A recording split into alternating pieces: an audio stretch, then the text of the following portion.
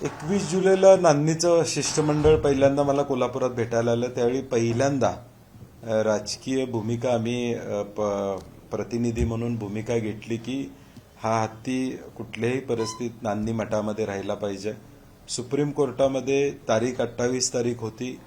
त्या तारखेच्या आधी सरकारनं यामध्ये निर्णय घ्यावा अशी आमची अपेक्षा होती. परंतु दुर्दैवानं 28 तारखेला सुप्रीम कोर्टामध्ये निर्णय झाला आणि निर्णय सकाळी झाल्यानंतर ताबडतोब संध्याकाळी सगळी व्यवस्था लागली.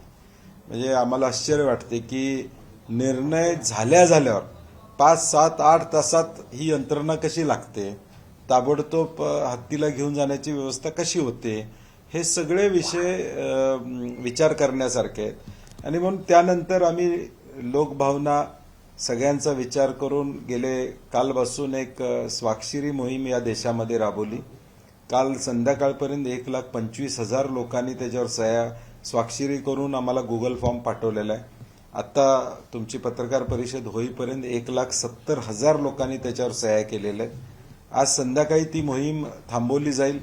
उद्या सकाळी हे सगळे गट्टे आम्ही राष्ट्रपतींच्याकडे पाठवून देऊ. सुप्रीम कोर्टातला निर्णय असल्यामुळं राष्ट्रपतींनी त्याच्यावर गांभीर्यानं घ्यावं